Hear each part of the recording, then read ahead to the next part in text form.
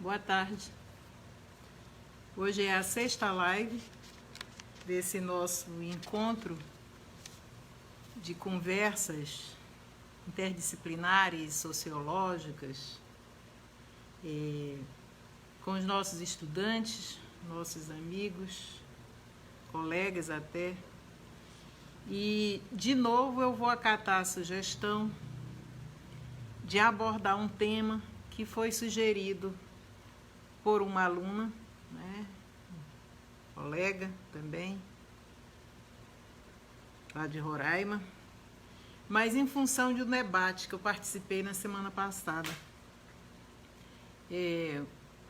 O Laboratório de Experiências Pedagógicas e Educacionais da UEA, o LEPET, né, ele fez um debate muito importante semana passada sobre o papel do intelectual, com essa denominação, papel do intelectual, a expectativa, me pareceu, que as pessoas têm do intelectual, distintos pontos de vista do intelectual, e aí nós nos apresentamos, nós aqui de Manaus, no meu caso, com a Lilian Schwartz, da USP, São Paulo, a Nilda, da UFRJ, Nilda Campos, o jornalista Juremi Machado, que eu não conhecia, uma pessoa brilhante, né? Conhecia só literariamente, e a Egle Vanzela, que é a coordenadora do LEPET na UEA. Essa iniciativa da Universidade do Estado, como uma plataforma integrada de várias mídias, é extremamente importante, mas nos põe em uma outra dimensão de responsabilidade, né? De que o intelectual tem que se expor mais, e ficaram 3 coisas que eu vou sublinhar agora na minha percepção desse debate. A primeira coisa é que essa exposição chega atrasada nas redes, né? Na opinião da Egle, vários grupos sociais, obscurantistas, negacionistas e aqueles que polemizam frequentemente com a ciência se adiantaram, tomaram a frente e desenvolveram percepções frequentemente acríticas, mas muito destrutivas em relação à ciência, o que nos coloca de novo naquela aula de 2 lives atrás, na construção de uma mentira organizada, vamos dizer assim.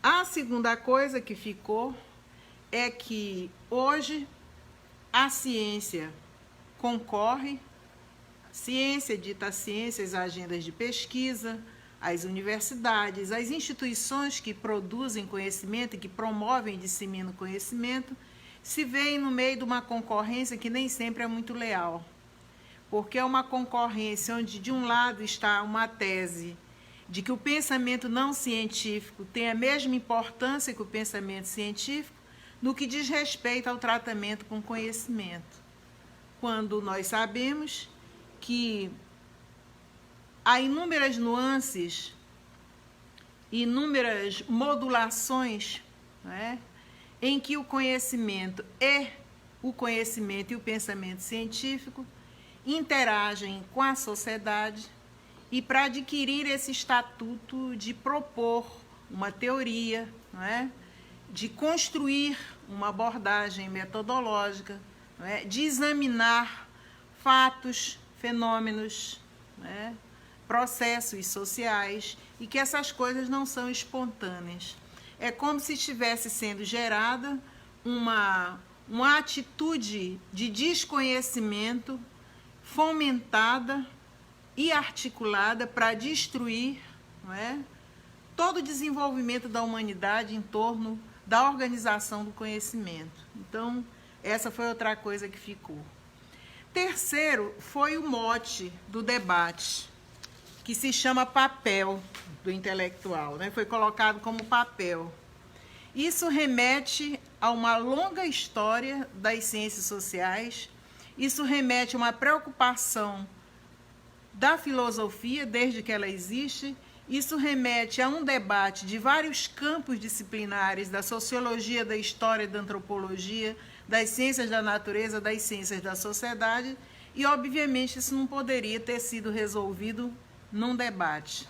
Mas ficou claro que o lugar do intelectual, principalmente o intelectual que é vinculado a uma instituição de produção do conhecimento e de disseminação do conhecimento, as universidades e institutos de pesquisa, é relacionado com o estatuto público que esse intelectual tem, que essa instituição que produz o conhecimento tem, e a importância que ela tenha no contexto social onde ela se insere. Então, mesmo alguns dos debatedores achando que essa discussão entre o intelectual público e o não público ou o especialista, ela não faz mais sentido, mesmo tendo outro ponto de vista que hoje nós não podemos abordar o assunto disciplinarmente, mas tem que ser sempre na arena do combate político, e outros, não é, que de alguma forma desenham que o saber acumulado de determinados campos de conhecimento pode gerar expectativas extremamente promissoras de ampliar o debate, de coordenar novos focos de interesse, de dirigir esses focos mediante uma estratégia de convencimento e de esclarecimento, né? Então, eu acho que o tema que me sugeriram é maior do que nós podemos fazer numa live. Talvez nós tenhamos que fazer a segunda. Mas eu trabalhei um roteiro que eu vou apresentar para vocês, tentando somar, não é? Vários eixos compreensivos e explicativos que o tema envolve, né? Ou seja, o intelectual envolve um conjunto de conhecimentos e conceitos, desde a noção de inteligência até o intelectual público ou o especialista hoje. O papel é um conceito que não se articula sem a relação de agência e de estrutura, e muito menos de função e de papel, porque se nucleia num horizonte diferente do que eu acabei de falar, não é? Que envolve também este tema, e o ethos, que é mais do que uma noção, é um conceito abrangente, também complexo, como todos os outros, não é? E, por fim, a representação contemporânea dos intelectuais. Eu me beneficiei deste livro, que seria a finalidade que nós iríamos chegar no tratamento do assunto, o livro do Gessé de Souza, que é A Tolice da Inteligência Brasileira, ou Como o País se Deixa Manipular pela Elite. Ou seja, o título, né, que nós vamos tratar um pouco como ele desenvolve esse tema, o título já é sugestivo de como o assunto será examinado. Um outro livro é este aqui, Sonhos de Periferia, do Sérgio Miceli, onde o Sérgio Miceli faz uma distinção entre a formação desse intelectual, especialmente na América Latina. Aqui, nesse caso, ele está examinando mais detidamente os intelectuais argentinos que se nuclearam e tiveram seu processo de consolidação e reconhecimento da função da inteligência e do papel do intelectual na Argentina de um modo completamente diferente do brasileiro. Enquanto que o brasileiro foi mais ligado à esfera pública e aos fomentos do Estado, na Argentina, as políticas editoriais e o desenvolvimento de uma capacidade de empresariamento da cultura foi responsável pelo resultado a que esses argentinos, a que essa intelectualidade argentina chegou. A representação dos intelectuais vai ser trabalhada num diálogo com Edvar Said, ou Edward Said, como alguns, né, costumam chamar. É um ensaio vigoroso em que ele escreve aqui a representação do intelectual do ponto de vista da qualidade de convencimento que o estatuto de uma pessoa como intelectual adquire ao longo de sua vida e de como ele se permite interrogar o pensamento, a memória coletiva e especialmente o lugar dele próprio no entendimento dos fenômenos da sociedade em que ele vive. E ainda, não é? Nós vamos nos beneficiar aqui de um diálogo, um momentinho aqui que meu computador acaba de sair de um diálogo da Hélia de Rugai Bastos e do André Botelho nessa revista Sociologia Brasileira sobre o próprio Sérgio Miceli. Um momentinho. Aqui é tudo caseiro, então vocês me desculpem. Sobre o próprio Sérgio Miceli. Ou seja,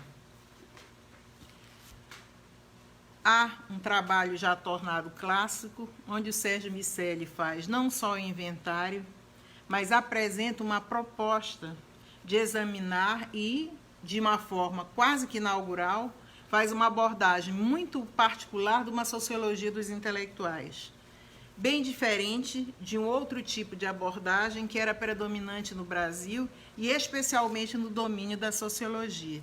Então, a Hélia e o André Botelho, que são dois expertises, vamos dizer assim, do pensamento social brasileiro, dialogam com o Sérgio Miceli naquilo que nós estamos aqui denominando como intelectual público.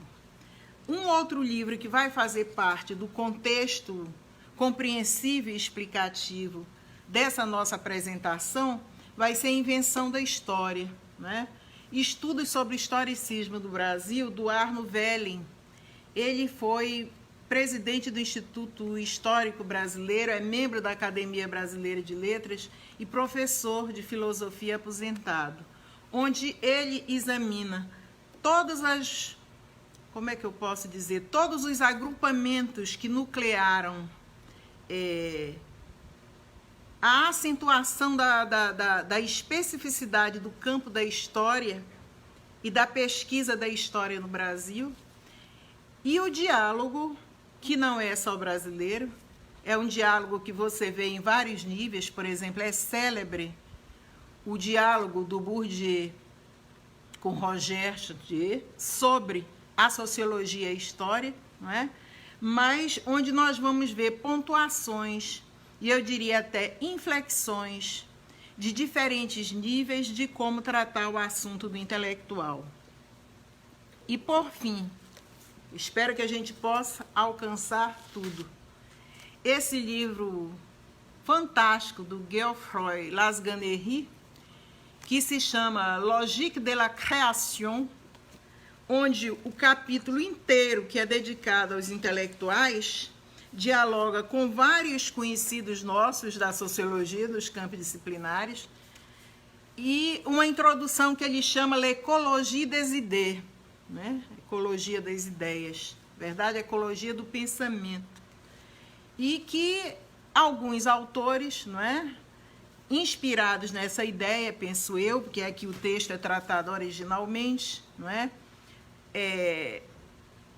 Utilizam essa noção ou esse quadro analítico para abordar, por exemplo, Boaventura, as epistemologias do Sul, mas a ideia de que é necessário que frequentemente nós façamos o que se chamou muito também de vigilância epistemológica, mas que nós exaustivamente reexaminemos aquilo que nós trabalhamos e aquilo que nós formulamos como sujeitos da ciência, como construtores do conhecimento, como pesquisadores.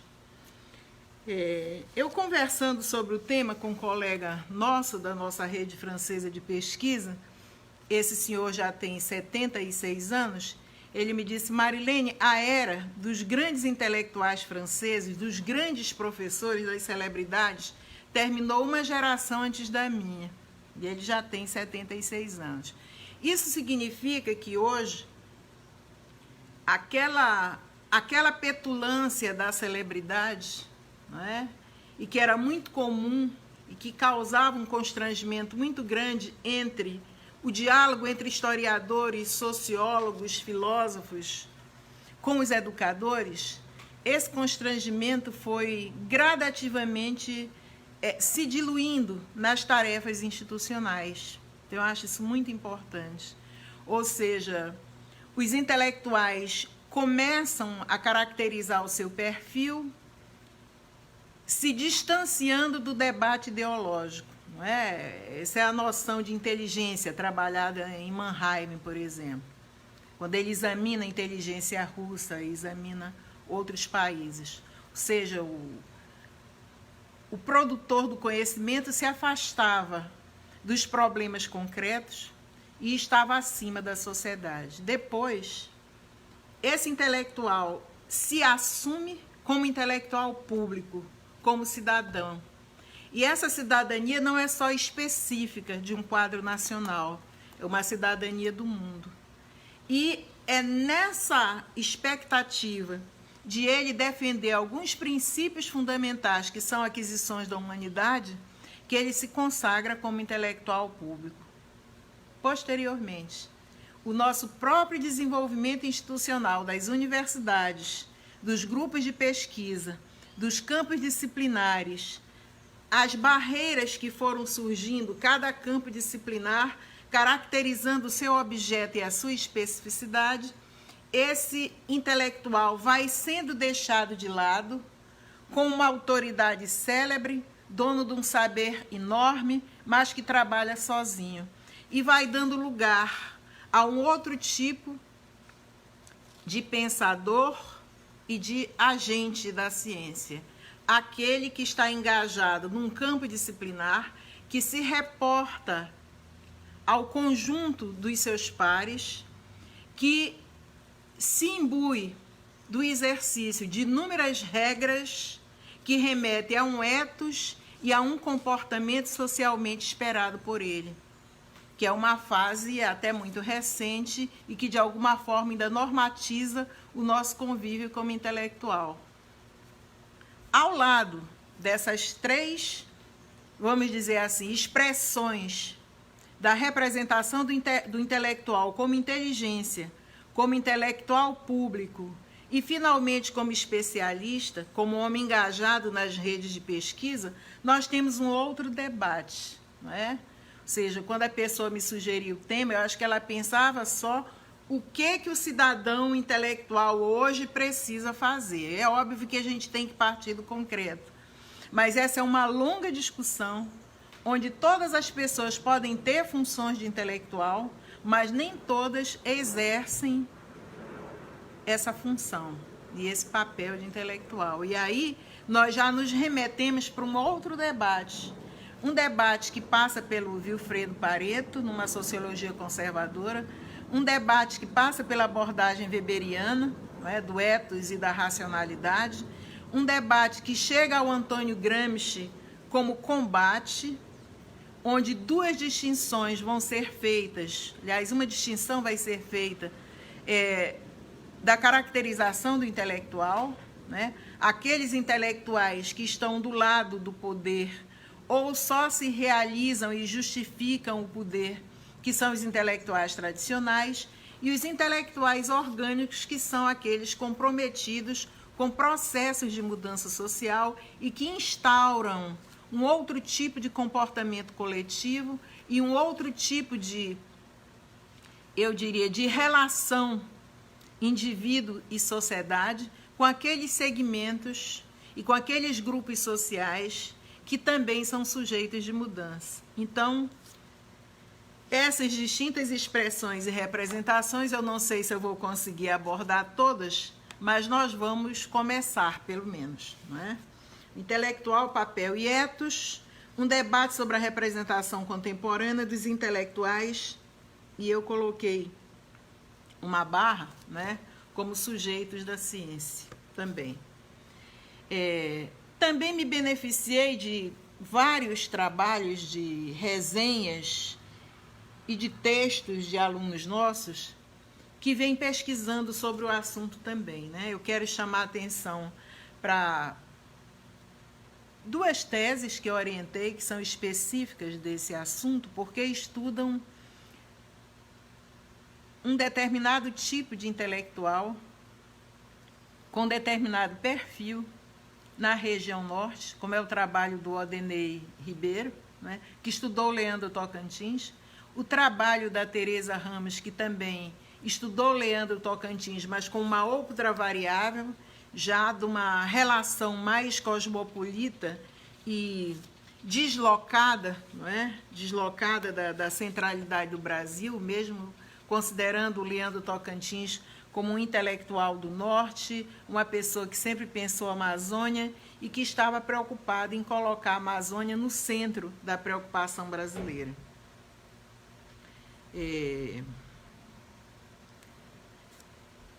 Quando eu digo que eu começo pelo fim, com a tolice da inteligência brasileira do Gessé de Souza, a questão fundamental que abre o prefácio desse livro é: por que será que a nossa chamada elite intelectual empreendeu um projeto enorme, não é, para fortalecer uma ideia, na leitura do Gessé, anticientífica, de que o brasileiro ou ele é malemolente, sensual, é cordial, não é? Que prioriza o sentimento em vez da razão, não é? E de onde é que vem esse respaldo? Ora, vários autores consagram, desde o estudo das populações meridionais do Brasil até as raízes do Brasil, que há uma linhagem de pensamento que ali começa e que se desdobra em vários esforços de compreensão da realidade brasileira.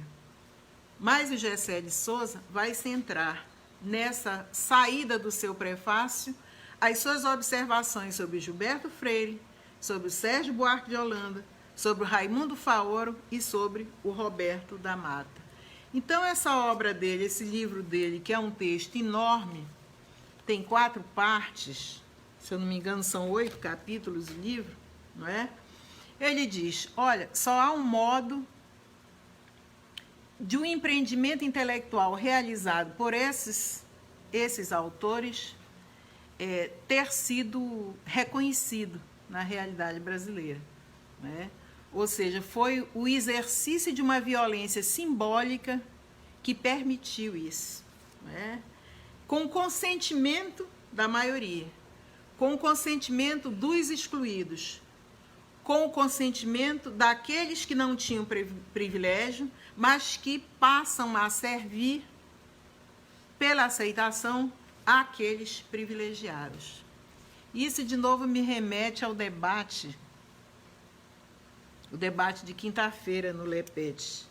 Doutora Anilda, da UFRJ, disse de um determinado ministro: esse ministro veio para cá para vender para o Brasil, vender o Brasil, para terminar o processo de entrega do Brasil, que é um pouco que o Gessé vai sustentar durante o livro.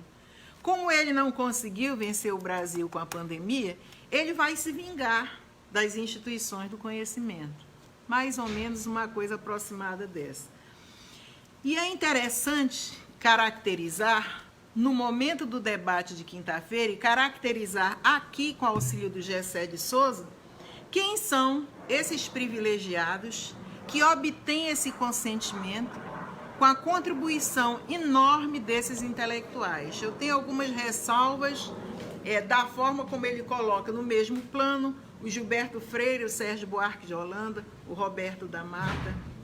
Mas é preciso lembrar que quase todas as obras que tratam sobre a historicidade do intelectual, que tratam sobre a formação do pensamento social brasileiro, que abordam o intelectual no momento da construção das universidades e como ele chega até hoje, passam todas por esses autores, né? Aqui só estava faltando, né, o Caio Prado Júnior, que é o que ele vai abordar mais adiante. Então, os privilegiados que se beneficiam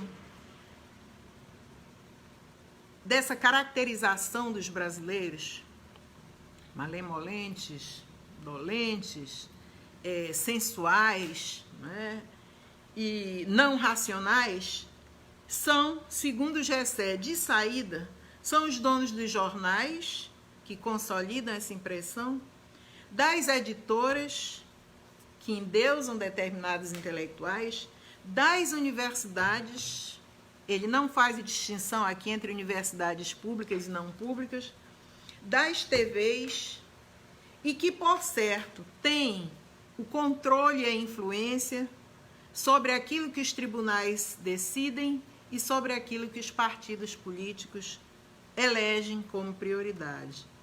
Então, isso posto, no primeiro capítulo da primeira parte, o Gessé se propõe a desmistificar esta falsa ciência e mostrar a origem desse falseamento.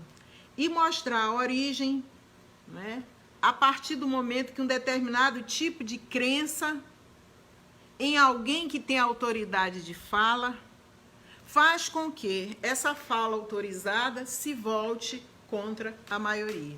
Né? Ora, ele começa refletindo que todos os seres humanos recorrem a formas de interpretação e recorrem às formas de compreensão da vida. Num primeiro momento, e aí está uma relação também muito interessante, que deve ser examinada hoje, esses intelectuais se expressavam, na maioria dos casos, por mecanismos ideológicos, não científicos. Né? E aí, o exemplo é a religião. Então, era a autoridade religiosa, aquela autoridade condutora de determinado modo de compreender, seja o comportamento individual, seja a sociedade, e determinado modo de interpretar o mundo.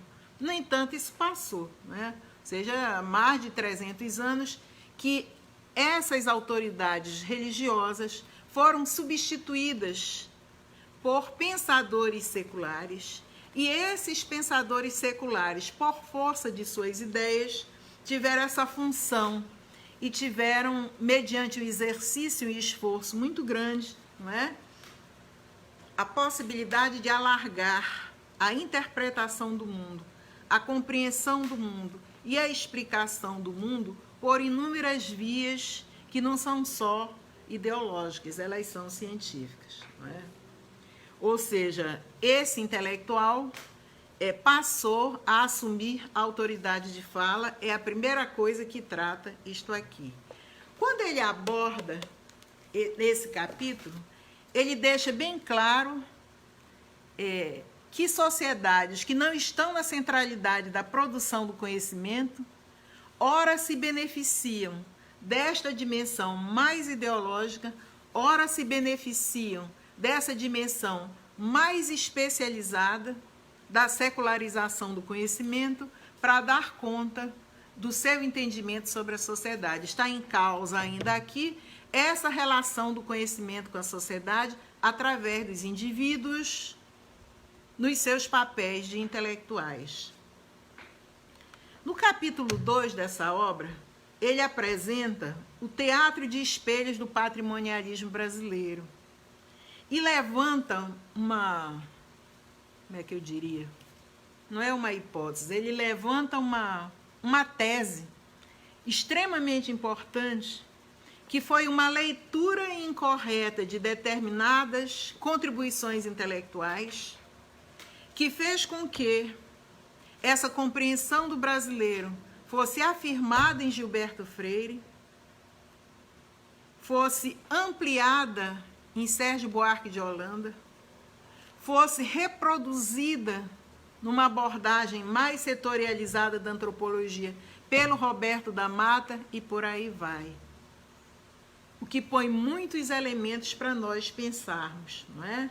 Ele disse, por que será que essa noção de patrimonialismo, que é originária do Max Weber, foi introduzida no Brasil por esses intelectuais com um diferencial da existência de gentes brasileiras dotadas de possibilidade de inserção como gente civilizada e racional, e outras gentes que são inferiores, que são subgente e são especialmente caracterizadas nas sociedades latino-americanas e periféricas. Só isso já dá um curso inteiro responder essa pergunta, não é? Essa mesma compreensão que o Gessé de Souza traz para a inteligência brasileira, ela já tinha sido identificada por alguém que estudou o Weber na sua tese de doutorado, que foi o Talcott Parsons, não é? Mas que estudou com outro sentido, no sentido de compreender qual é a dimensão da cultura na qual o intelectual constitui-se como um sujeito que se afirma com autoridade de fala num lugar especializado da sociedade, tal seja o conhecimento científico. Ou seja, não é tão simples a gente chegar num debate e, como um papagaio, como alguém falou, passar a repetir: o lugar do intelectual é esse, eu mato, eu abuso, eu faço, né? Eu tenho que me integrar com os de baixo, eu tenho que me integrar com os de cima, mas não é bem assim. Tem mediações entre as abordagens, os resultados dessas abordagens e a forma de institucionalidade que as instituições, que são instituições específicas, que vão caracterizar um campo intelectual, se desenvolvem. E assim, esse encontro do Gessé de Souza com o Talcott Parsons, que eu estou promovendo, ele não promoveu isso, o Gessé de Souza, traz de novo para nós a compreensão de intelectual que foi desenvolvida nessa abordagem, que eu diria que é uma abordagem anglo-americana, que faz uma distinção das abordagens alemãs, como nós vamos ver, porque estamos remetendo a Weber, Horace Simmel, não é? Mas que também, tanto na opinião do Parsons como na opinião do Gessé, foram incompreensões sobre o conceito de patrimonialismo compreendido pelo Max Weber, né? Que para o Talcott Parsons é ahistórico, né? E que é um conceito que não foi analisado com rigor, né? Tem uma certa intolerância das duas abordagens com Max Weber, porque quem conhece bem a formulação do Weber sobre o patrimonialismo e sobre o ethos sabe que ele remete constantemente a um contexto, não da forma como a dialética trabalha, mas na forma como uma fenomenologia apreende o processo de individualização e particularização da ação humana. Ou seja, essas duas opiniões permitem, né, que a gente entenda que a opinião do Gessé de Souza, que de alguma forma abraça parte da opinião do Talcott Parsons, consiga justificar e qualificar no Gilberto Freire, não é? Que é compreendido como uma grande expressão intelectual do culturalismo, tenha sido responsável, não é, por gerar as ideias do jeitinho brasileiro, da especificidade do brasileiro, do personalismo brasileiro, do particularismo brasileiro, ou seja, que existe uma singularidade cultural e pré-moderna no Brasil que tem a ver com a herança ibérica, que tem a ver com as formas pelas quais nossas instituições foram montadas, não é? E que esse jeitinho brasileiro, essa malemolência, esse condicionamento mais ao sentimento do que a racionalidade, não é? Gera um capital social que é diferente do capital cultural, do capital político, do capital econômico, que é um capital social de relações pessoais. Então, os intelectuais no Brasil seriam altamente dependentes desse capital social de relações pessoais, o que já lhe desqualifica determinado modos de operação e determinadas estratégias de aproximação com os mais necessitados, ou com a grande maioria, e já os aproxima de uma elite da qual eles dependem, né?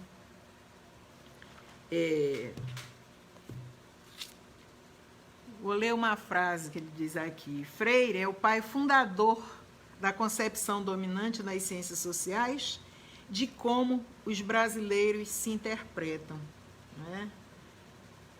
O mito da brasilidade e sua celebração das virtudes ambíguas da pré-modernidade se transformam em ciências conservadoras. Ele está dizendo que esses primeiros pensadores que inventaram o Brasil, parafraseando um livro de um autor que eu não vou citar agora, não é? Configurariam um feixe de conhecimento que se inscreve nessa tradição mais conservadora. E, no entanto, seria em Sérgio Buarque de Holanda que essa mesma tradição tem um prolongamento, né? Numa teoria da modernização da cultura e da compreensão das gentes brasileiras dentro dessa abordagem, não é? Onde o patrimonialismo, por aparentar senso crítico, dramatizou conflitos aparentes e falsos entre o mercado idealizado e o Estado corrupto, deixando às sombras as contradições sociais de uma sociedade que naturalizou desigualdades sociais e o cotidiano de exclusão. Ou seja, tudo evolui para que num terceiro capítulo, né, o Sérgio Buarque de Holanda, que prolonga um tipo de abordagem cultural do Brasil do Gilberto Freire, fosse resumido no próprio título do livro, né? Ou seja, o brasileiro cordial, todo mundo sabe que essa é a tese do Freire, e colonizado até o osso, não é? Explica o Gessé de Souza. Ou seja, Sérgio Buarque de Holanda é um filho espiritual do Gilberto Freire. Com todo o requinte intelectual, as abordagens e com os contrapontos de sua inserção na vida cultural do Brasil e fora do Brasil, na avaliação do Gessé de Souza, eles produzem uma sociologia espontânea para nos explicar, os nossos problemas, para nos explicar a nossa singularidade, para nos aproximar de uma forma acrítica daquilo que seria a nossa matriz lusitana, não é? Com o contraponto acentuado pelo Gessé de Souza, que Portugal nunca teve a instituição da escravidão. Então, essa nossa aproximação é uma aproximação que tem uma outra finalidade. Não tem a finalidade de esclarecer, não tem a finalidade de identificar contradições, não tem a finalidade de resguardar uma autonomia do pensamento científico sobre as instituições de poder.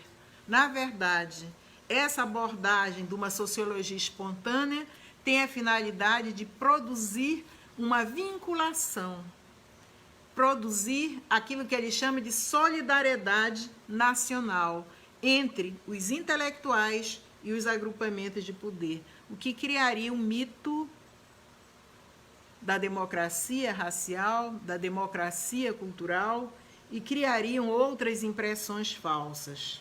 Ou seja, o Gessé de Souza já está, de alguma forma, identificando o lugar desse intelectual, né? Que, ao contrário do Gramsci, não seria intelectual orgânico da maioria da população brasileira, mas ele está inscrevendo tanto Gilberto Freire como o Sérgio Buarque de Holanda como intelectual tradicional na celebração dessa brasilidade, né?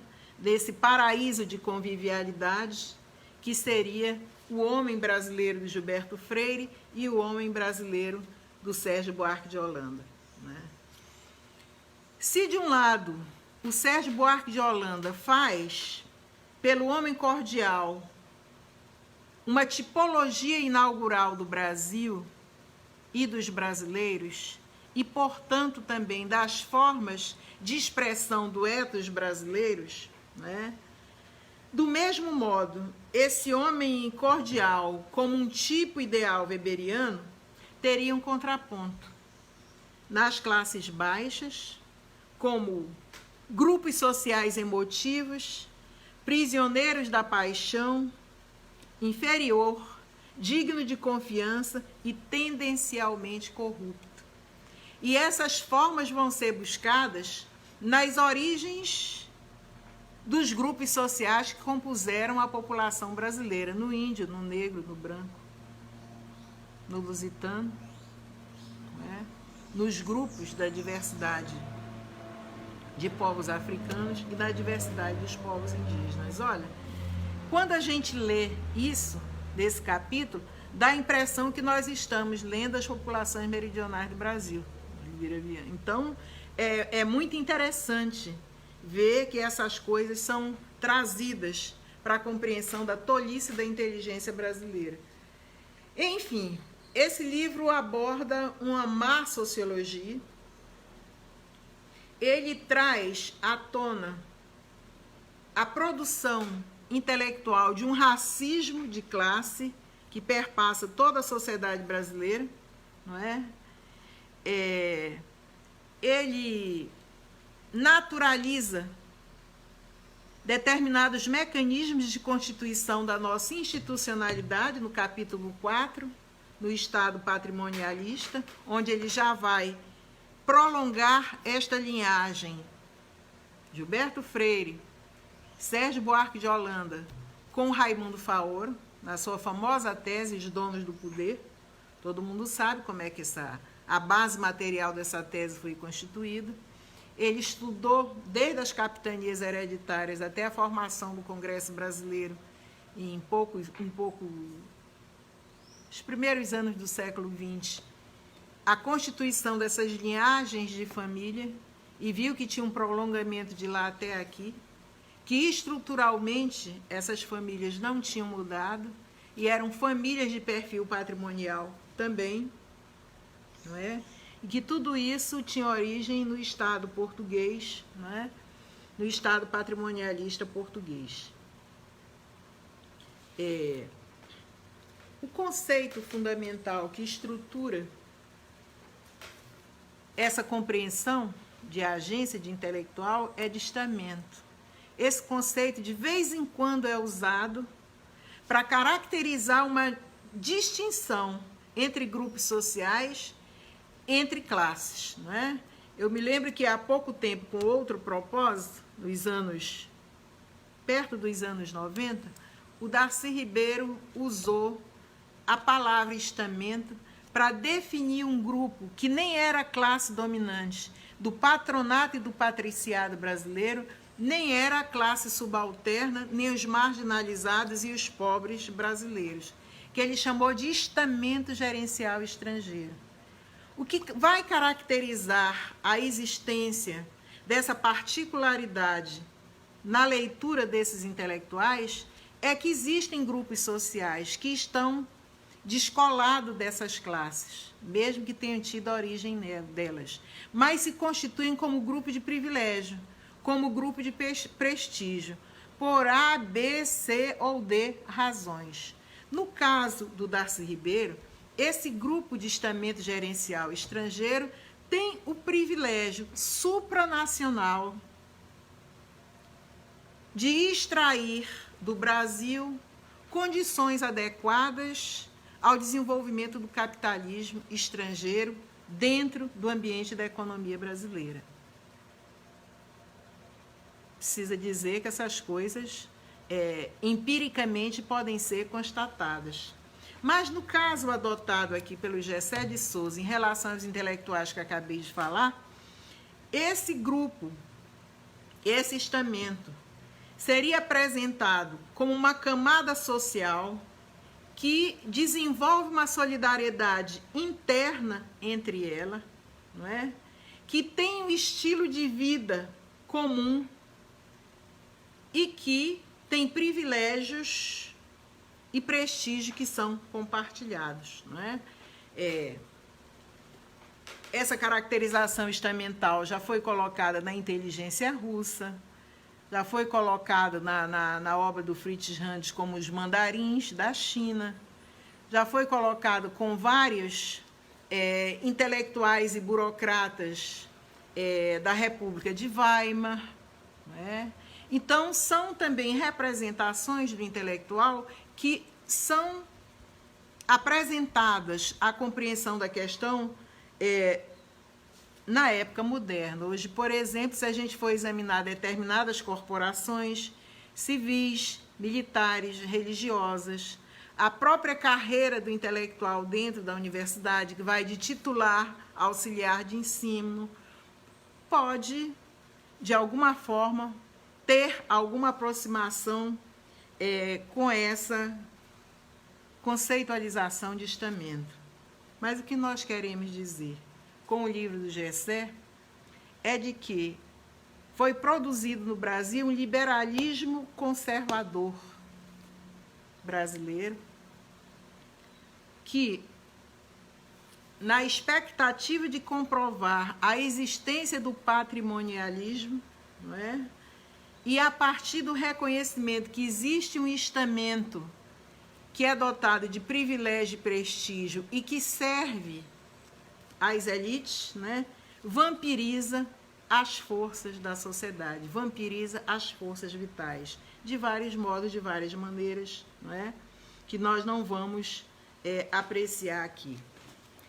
E tudo isso organiza o pensamento para o jeitinho brasileiro.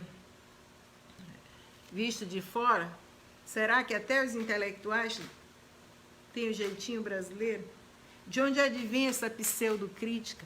A quem serve esta crítica do jeitinho brasileiro, identificado no da Mata, né? Serve para o Walt Disney fazer um outro Zé Carioca, romantizar a malandragem, ou de alguma forma isto serve para desmoralizar e descaracterizar o conjunto da população brasileira? Aqui é feita toda uma análise, né? E é feita também uma crítica muito grande. No dizer do Gessé de Souza, esse patrimonialismo mostra para que ele veio, para a criação do liberalismo conservador, mas exatamente para praticar essa violência simbólica que passa a se representar naquilo que Ottaviani chamou, há alguns anos, no príncipe eletrônico, para se representar nos meios de comunicação, especialmente a televisão. E para se representar, diria Eglé no debate de quinta-feira, nas redes sociais. E a Eglé reclamava de que determinados intelectuais mais afeitos aos seus trabalhos e às suas pesquisas não comparecem à rede para se contrapor, para debater e especialmente para fazer o que o Gessé fez, né, numa tese de pós-doutorado, para apresentar essas dimensões que são muito interessantes da tolice da inteligência brasileira. Eu vou dar um pulo enorme para chegar até um capítulo 3, que para mim é onde termina a discussão do livro, mas começa a preocupação que nós estamos sentindo hoje, né, que é dar ralé à Revolução Burguesa. E vem todo aqui o contorno da emergência do intelectual público no Brasil, o contorno da ascensão de determinados grupos sociais de imigrantes e de trabalhadores à condição de professores universitários. Vem todo um contexto também de compreensão de que o Brasil viveu uma revolução interrompida, ela não aconteceu, ou seja, ela não ultrapassou a condição da república propriamente dita para a transformação para uma sociedade burguesa, dada a nossa herança escravista e dada a impossibilidade de realmente ter feito uma revolução nas estruturas agrárias, não é?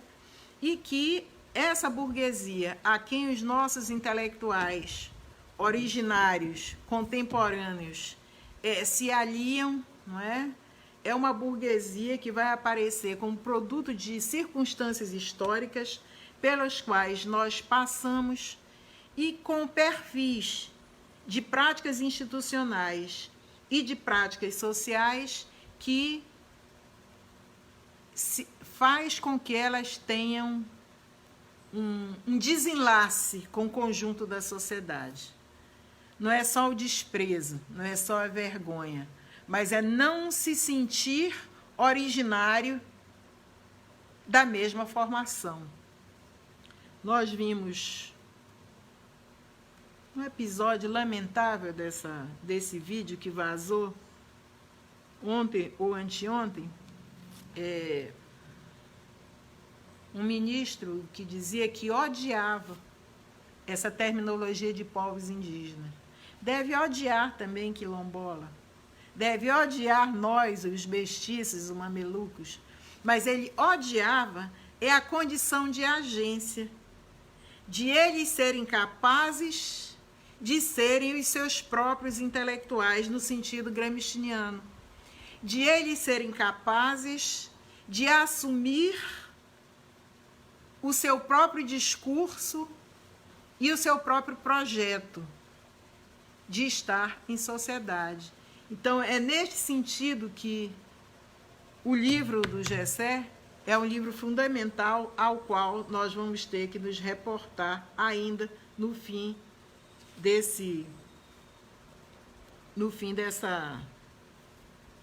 dessa conversa sobre o intelectual. Já se vê, portanto, que as origens das nossas funções e do nosso papel na sociedade, da forma como o Gessé está trazendo aqui, nesse longo prolongamento, só escapa para o Gessé o Florestan Fernandes, dessa linhagem que eu acabei de citar, e o Caio Prado Júnior. Ou seja, primeiro porque eles criaram condições críticas e estruturantes de, no interior da institucionalidade da universidade brasileira, serem capazes de formular uma nova perspectiva e um novo olhar para a explicação e a compreensão do Brasil, sem abrir mão do conhecimento de outras abordagens. Segundo, porque a identidade desses intelectuais com a dimensão pública de realização das interações brasileiras foi altamente evidenciada e esclarecida com quem era o diálogo e a quem se endereçava a produção desse conhecimento. Ou seja, é possível dizer que nessa esteira de compreensão, o intelectual público no Brasil, ele vai surgir com a função de esclarecimento voltada para determinados segmentos sociais. Aí vem toda uma digressão sobre onde é que o intelectual público começa e por que a Lilian Schwartz, no debate, falou que ela não vê a menor necessidade de discutir isso, remetendo ao nosso lugar da universidade. Ela diz: eu estudei na universidade pública, eu fiz mestrado na universidade pública, eu fiz doutorado na universidade pública, fiz pós-doutorado na universidade pública, eu sou um intelectual público. Será que faz sentido ainda me tratar apenas como intelectual público? Pergunta-se, a que intelectual público a Lilian estava se referindo, né?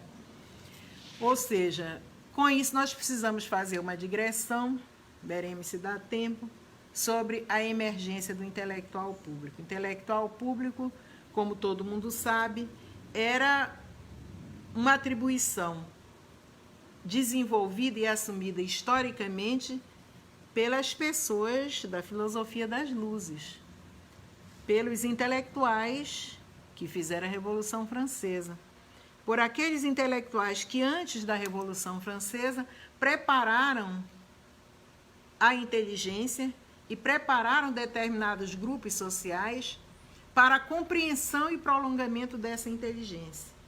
Esses intelectuais que tinham compromisso com as reformas e com as mudanças estruturais. Esses intelectuais que estavam compromissadas com aquilo que os estudiosos chamam de ética republicana. Não sei se vocês se lembram, logo que o Brasil estava discutindo o processo de democratização, talvez vocês mais novos não lembrem, mas eu me lembro, havia uma esfera de aliança apregoada pelo Tancredo Neves que enfatizava bastante o apoio dos intelectuais por meio da defesa da República Brasileira, dos ideais republicanos, da forma pela qual esses ideais deveriam ser traduzidos na expectativa das mudanças constitucionais, da ampliação dos direitos de todos os brasileiros, da disseminação da democracia formal e na aceitação por todos os segmentos sociais, inclusive pelos setores ditos patrimonialistas, que todos os brasileiros deveriam ser cidadãos de direitos iguais. Né? Engraçado que todos nós acreditamos nesse discurso. Essa associação com a ética republicana, né, tem um compromisso muito importante e historicamente se desenvolveu na França, também num momento de crise de conflito da Terceira República, né? Quando um escritor muito conhecido, né, eu vou citar alguns romances dele, algumas obras dele, que era também jornalista, veio a público assumir a defesa de um oficial judeu que tinha sido condenado por um complô militar, né? Tinha sido processado, julgado por traição ao Estado francês, e o Émile Zola vem num artigo vigoroso que estremeceu todas as estruturas e de uma posição intelectual diferente daqueles que serviam à burocracia do Estado, vem defender e desmascarar, não é, a ação do próprio Estado contra essa pessoa, porque esse oficial era judeu. E na onda do antissemitismo, né, os oficiais, especialmente um determinado segmento do oficialato do Exército, tinha condenado esse oficial. Então, como é que dessa ética republicana, onde a expressão maior é o caso em que o Zola se envolve com o caso Dreyfus, nós transitamos para essa ética da ciência ser moldada na forma pela qual as nossas instituições ainda privilegiam. Onde foi a grande mudança? Onde foi que ela se processou? Então, o roteiro para examinar o intelectual e o seu papel passa pela compreensão do intelectual público nessa ética republicana, a transformação desse intelectual público e cidadão do mundo, defensor das liberdades, que passa a coexistir com as atividades científicas, moldando uma ética na ciência.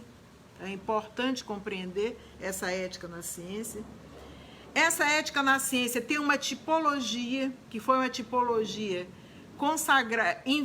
formulada em 1942, institucionalizada nos anos 60, e que praticamente chega aos anos 70 e 80 como paradigma predominante do comportamento, da convivialidade científica, portanto, do intelectual, que não é mais só o homem das letras, mas é também um homem de ciência, e como é que essa ética vai perdendo terreno até ao desaparecimento do intelectual público e a fratura do ethos da ciência na atualidade.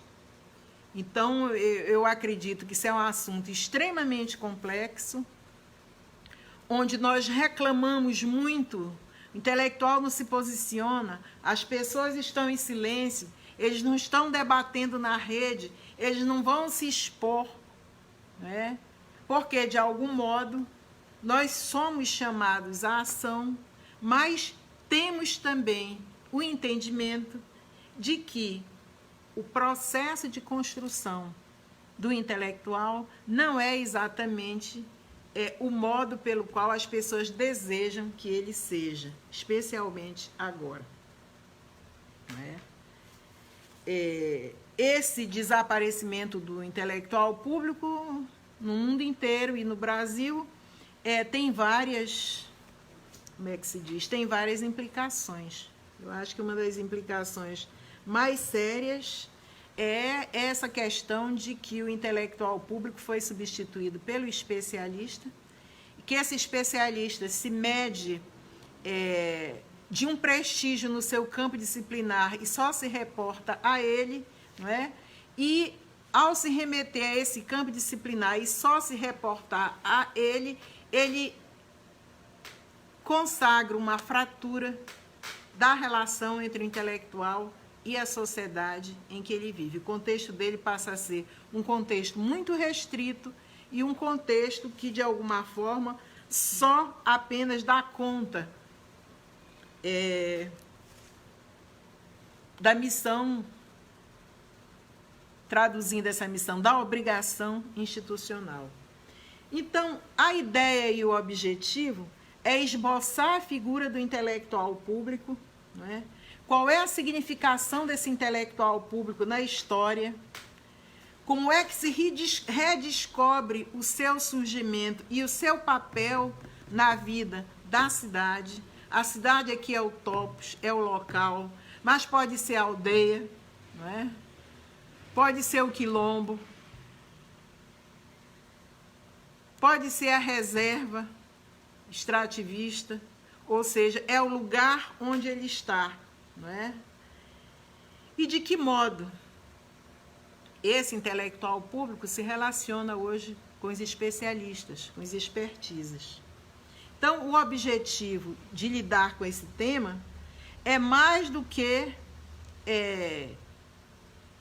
desenvolver a historicidade do tema, é trazer ao debate a necessidade de reinventar a figura do intelectual, as funções e o papel que esse intelectual tem hoje no mundo que a gente vive. Um mundo que aparentemente teima em dizer que não precisa da ciência. Mas num mundo onde a cena política se desloca. Se o intelectual do século XIX, do século XX, estava circunscrita em um determinado lugar de fala e em um determinado tipo de papel, no intelectual contemporâneo, a cena política se desloca constantemente. E isso deve ser examinado. Ela se desloca tanto num ambiente de composição de um edital que vai disputar recursos para ter mais pesquisa para as ciências humanas. Você está brigando com outro grupo de intelectuais que quer mais recursos para a área de biologia, por exemplo, como ele se desloca também para as frentes que os quilombolas desenvolvem entre os donos da terra, o Ministério Público e os grupos de pesquisa no interior da universidade. Então, esse cenário da intervenção pública se desloca constantemente. E de como esses intelectuais vão utilizar os meios tradicionais. E justiça seja faça, Egler. Os intelectuais têm que vir para a rede. Fiquei pensando para fazer o quê, não é? Se essa dimensão do esclarecimento é tão difícil, e esse deslocamento dos lugares da cena política também são tão inacessíveis para determinadas categorias, não é? Trata-se, na minha opinião, de inventar as duas coisas simultaneamente, né? Os meios tradicionais serem utilizados de uma forma diferente, ou assumir novos meios de comunicação em outros espaços também. Então, a questão é a seguinte: faz sentido hoje estudar o intelectual? Faz sentido hoje perguntar sobre o intelectual? Faz sentido hoje aliar o intelectual a essa ética republicana, como nós fizemos na Direta Já? Com que régua? Qual é a baliza? Né? Eu me lembro que a Nilda colocou muito claramente que ela tem convicção científica que a juventude sabe o que quer. Né? A outra professora ficou um pouco em dúvida, né? O jornalista também. Mas eles colocavam em dúvida, era um modo de apropriação dos saberes pelos segmentos sociais. Se isso seria de responsabilidade de uma forma de execução da transmissão desses saberes ou da omissão dos intelectuais do debate público e da cena política, no qual eles vão se posicionar como homens públicos também. Como fazê-lo? Como discutir esse novo perfil do intelectual? Se na academia de um modo geral, estou falando instituto de ciência, universidades, grupos de pesquisa, agências. Se no mundo das letras, na academia, nas universidades, é a figura do especialista, do empreendedor,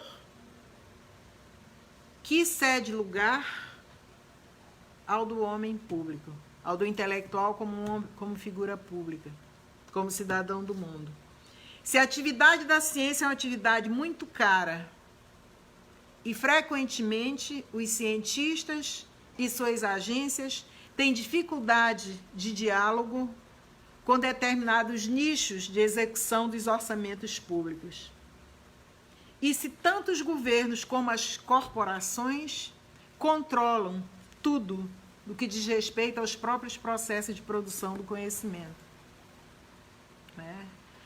No debate de quinta-feira sobre intelectual, a professora do Rio de Janeiro dizia: hoje eu tenho convicção que nós temos que ir para a rua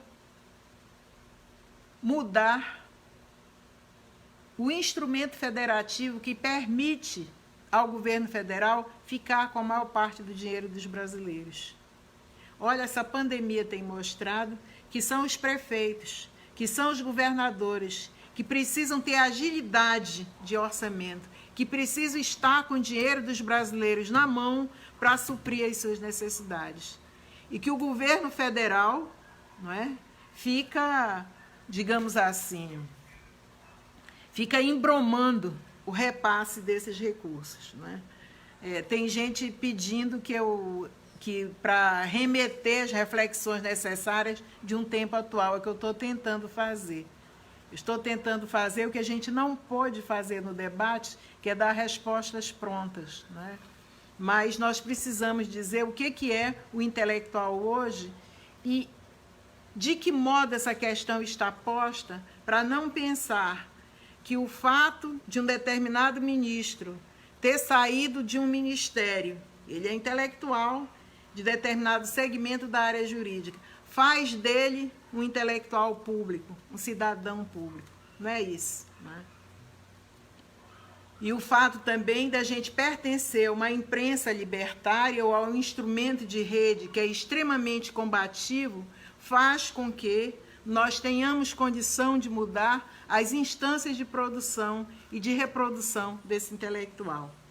A outra questão, né, que vai nos remeter à segunda parte da live, na semana que vem, é se é oportuno pensar na volta dessa ética republicana, depois que os próprios cidadãos abandonaram esse projeto, depois que os políticos e alguns intelectuais se esqueceram dele, e depois de que esses compromissos não foram assegurados pelas instâncias governamentais. Ora, a gente sai de 1988 com a Constituinte brasileira, né, com um conjunto de dispositivos orientadores em todas as áreas da convivialidade e da sociabilidade dos brasileiros.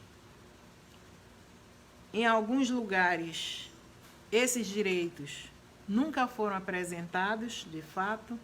Em alguns lugares, esses direitos ainda estão por se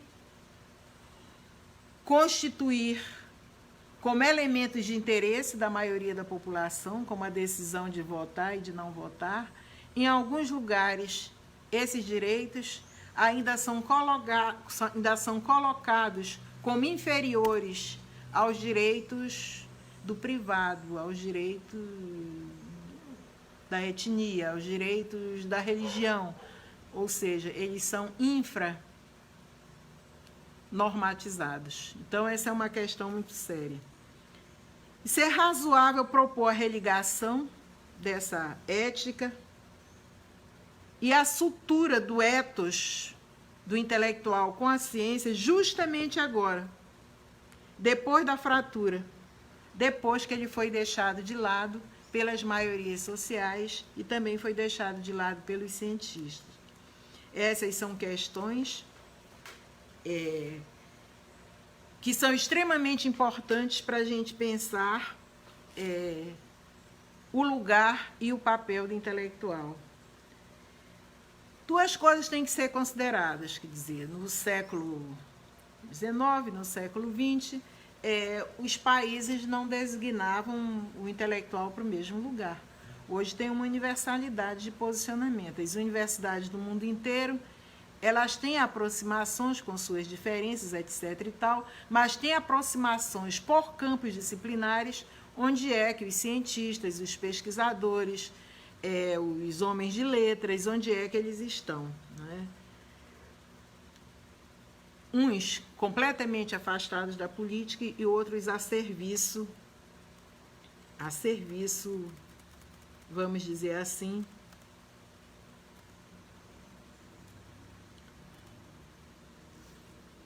a serviço da burocracia, a serviço dos estamentos privilegiados de poder. Essas perguntas todas levam ao esclarecimento do conceito. Sim, você falou de intelectual e agora do ethos.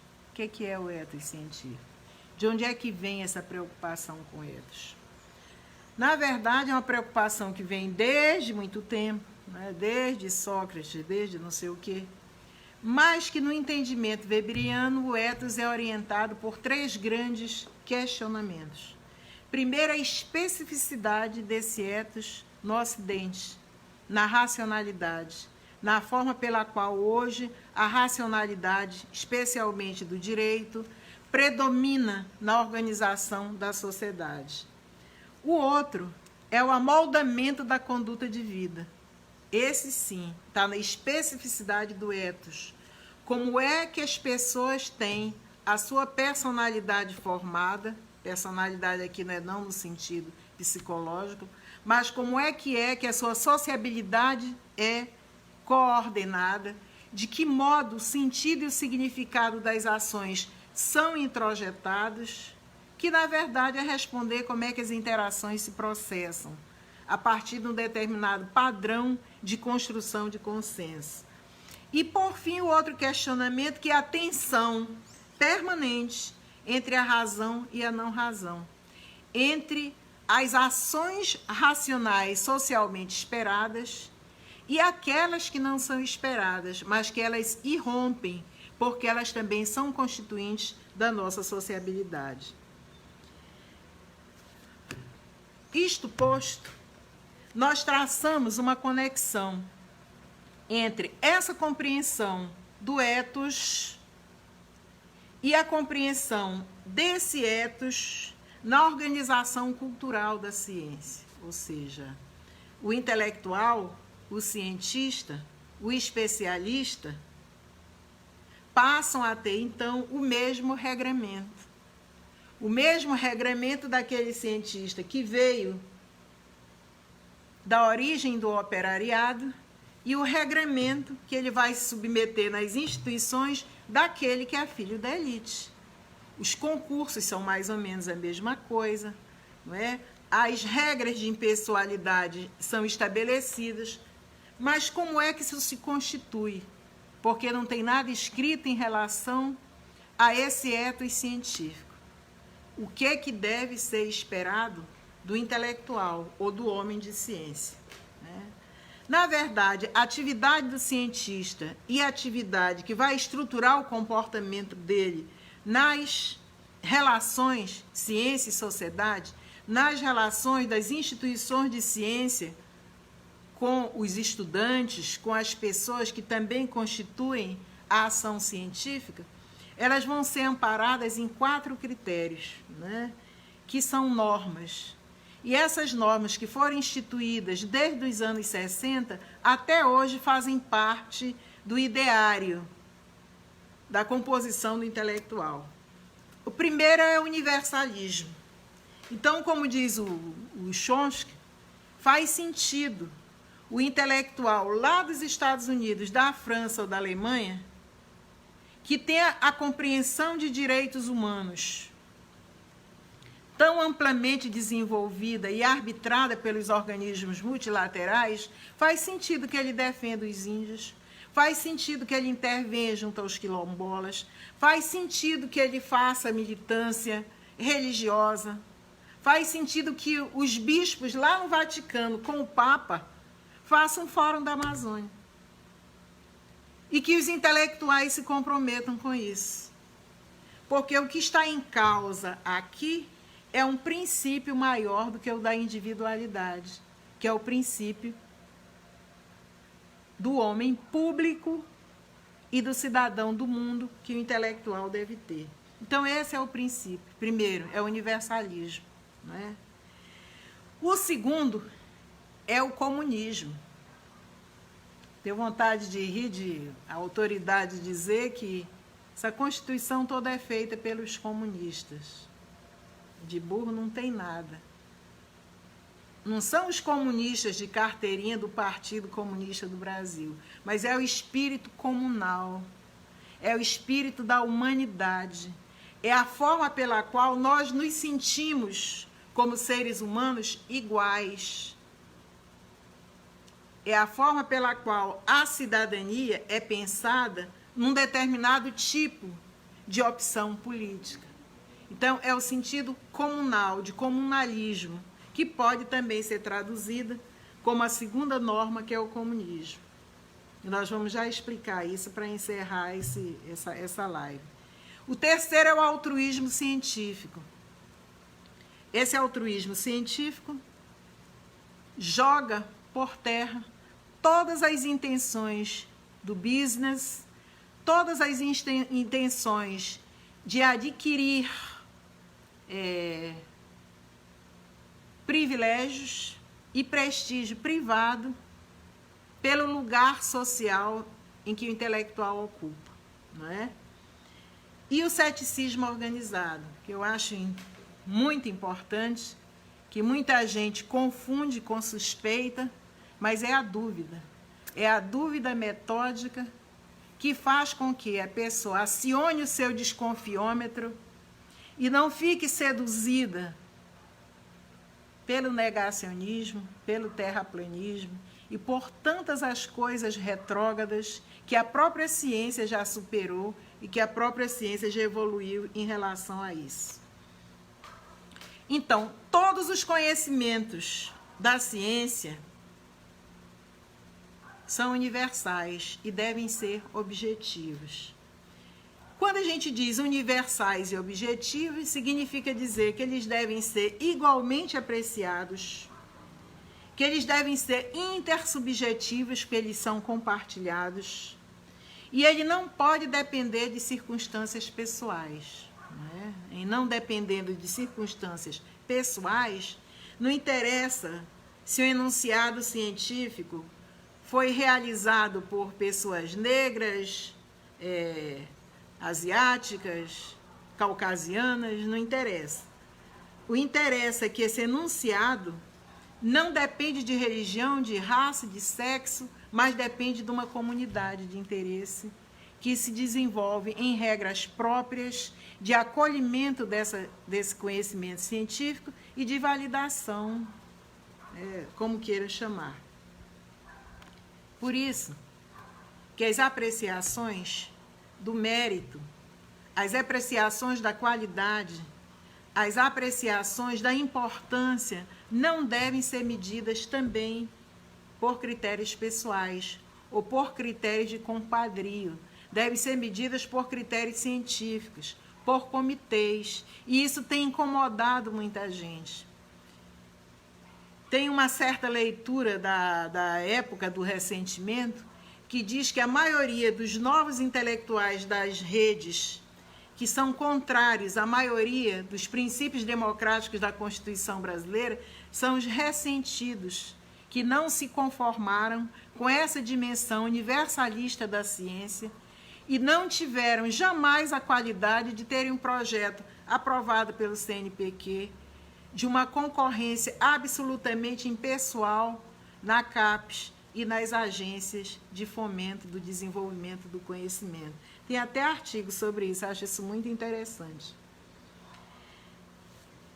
Essas regras do comunismo ou do comunalismo científico têm como princípio que a ciência é resultado de uma colaboração coletiva e, portanto, ela se constitui num patrimônio público. Ela não pode ser privatizada, ela não pode ser usada para A, B, C ou D interesses particulares, não é? E esse esforço de colaboração, que é o esforço cooperativo, põe no mesmo plano da experiência coletiva as descobertas e o resultado da ciência. Portanto, aqui não caberia discussão de patente, que é uma coisa que o capitalismo desenvolve, de propriedade privada, de propriedade intelectual é uma outra discussão, porque isso aqui é um modelo. Nesse caso, então, o direito de propriedade é extremamente limitado. Né? A minha pesquisa, o meu tema, a minha tese, a minha dissertação, ela só vai ser minha até o momento que eu submeter publicamente a apreciação de um grupo de expert. Ela vai ser desse esforço coletivo e colaborativo, né? E que o segredo da ciência, o segredo da descoberta, o segredo do resultado, ele é incompatível com o bem público. Portanto, toda atividade científica deve ser transparente. Isso é um princípio que incomoda muito. Incomoda os grupos, incomoda alguns campos de conhecimento, mas incomoda especialmente as mediações entre esses grupos e o processo de produção do conhecimento. Você pensar nas editoras, pensar nos meios de comunicação, pensar na aplicação de determinadas tecnologias, esse princípio se torna um problema de estar no meio, né, de quem produz o conhecimento e de quem aplica o conhecimento na sociedade. Dizer que o cientista tem que trabalhar esquecendo os seus interesses pessoais e as motivações extracientíficas requer um esforço de disciplinamento enorme, não é? Porque, ora, temos vontade de estar no fronte, chama para o debate, chama para a trincheira, chama para o combate, chama para a negociação, chama para a produção do consenso. O que deve, nesse caso, guiar, ou pelo menos se apresentar como uma baliza para o cientista, não é? É a verdade. É a busca do esclarecimento, já que não existe essa verdade absoluta. Mas é a busca do esclarecimento, lançando mão dos instrumentos existentes até aquele momento. E não aceitar o avanço da pseudociência. Dr. José Alcimar dizia: não adianta você saber da existência de determinados mecanismos, ele estava falando da relação entre ciência e religião, e você não pode ser conivente e de modo algum com o obscurantismo. Então, desmascarar os erros, tornar claro os equívocos, desmistificar a pseudociência, o Florestan Fernandes dizer que não existe ciência pela metade, não é?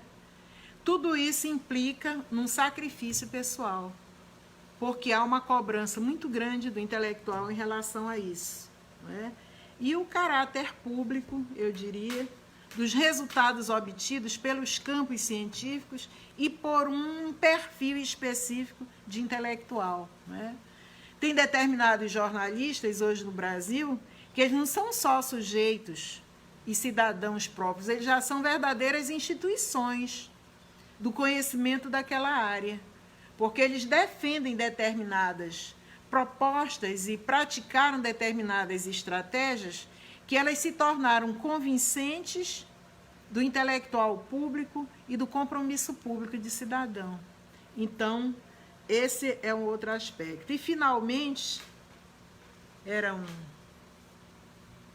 uma característica que o Merton gostava muito, que era esse do ceticismo organizado. Um exemplo local desse ceticismo organizado é o Renan Freitas Pinto.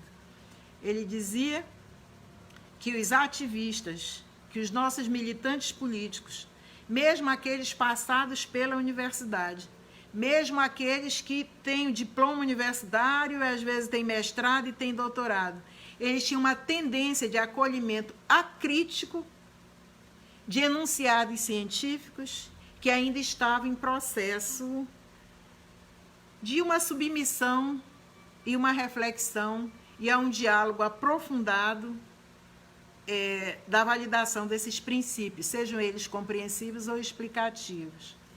O exemplo que ele dava em relação a isso era do modo como determinados conceitos e categorias foram abandonados. As teorias do desenvolvimento e do subdesenvolvimento, por exemplo. E no meu caso, que estava estudando globalização, ele sempre se preocupava em que os processos de globalização e mundialização, globalização econômica e mundialização da cultura, fossem estruturalmente apresentados num contexto científico mais profundo, para não gerar uma naturalização dessas noções que evoluíram para os conceitos e, de alguma forma, tornar a crítica à recepção dessas ideias, né? Então, isso supõe uma atitude intelectual que é antipática, né? O ceticismo organizado, de você ter o direito de duvidar, mas ter o dever de duvidar metodicamente das acepções novas, das novas formulações, e de submeter à crítica e à revisão a sua própria produção científica.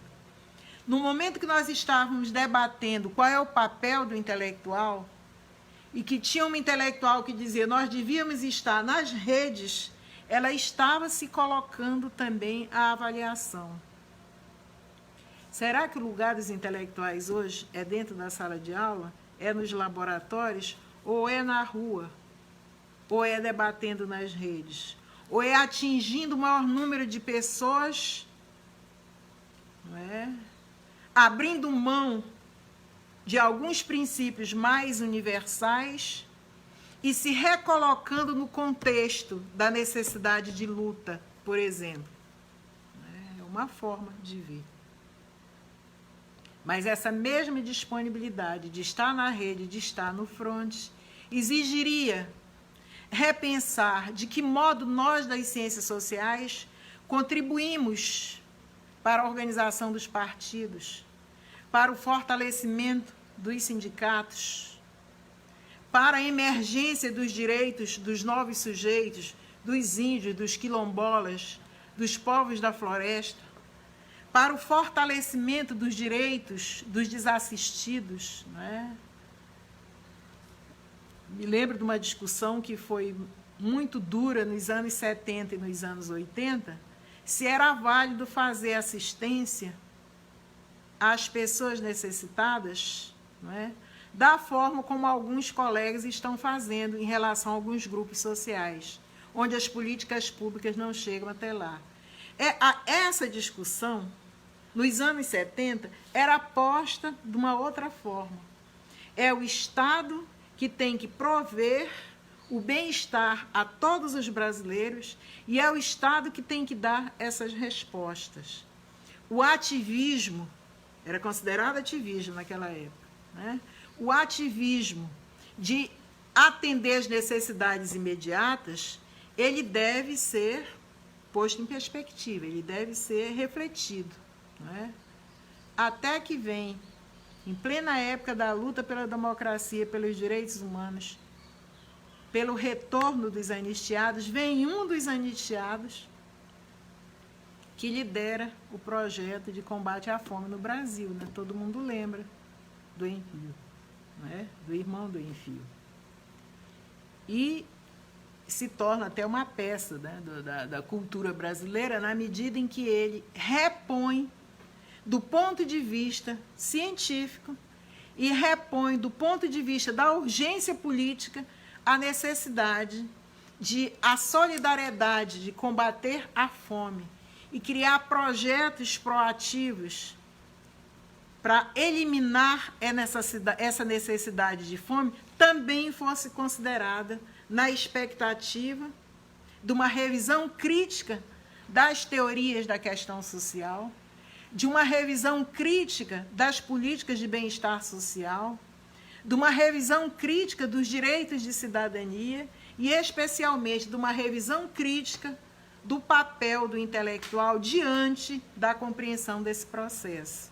E aí saem vários ensaios científicos, na França, na Inglaterra e mesmo no Brasil, sobre renda mínima, sobre sociedade da exclusão, sobre os direitos de inclusão social, sobre educação inclusiva e sobre todos os projetos que hoje, mesmo que as pessoas não conheçam a origem intelectual dessa formação de ideias, elas praticam, e isso é considerado no interior do papel do próprio desenvolvimento da intervenção do intelectual.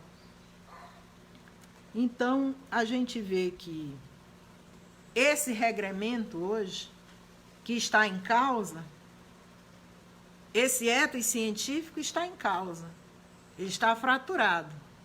Fraturado, de um lado, pelo desenvolvimento institucional, da racionalização das instituições científicas, e de um outro lado, ele está fraturado pelo debate da sociedade.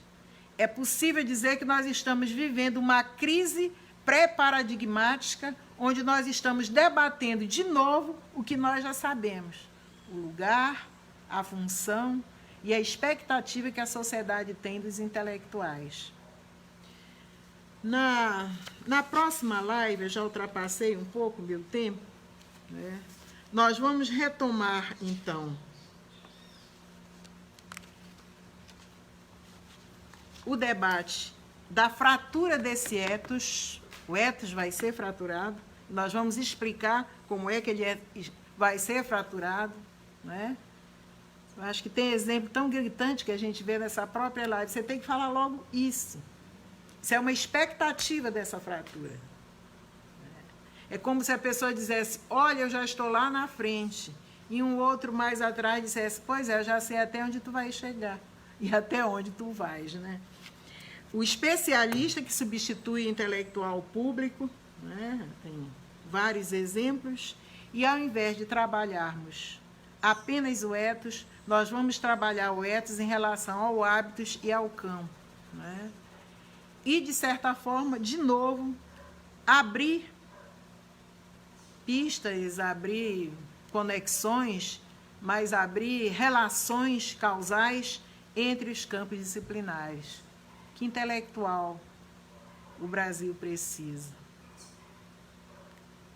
Os especialistas, que estão hoje por cima dos grupos de pesquisa, da liderança dos orçamentos, os bem-sucedidos em relação aos produtos, ou nós estamos precisando daquele intelectual, como o Chomsky diz, que recupera a esfera pública, do homem pública e do cidadão do mundo.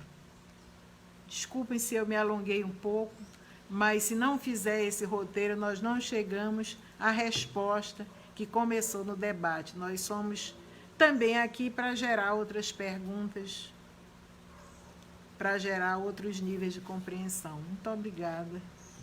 Até a próxima.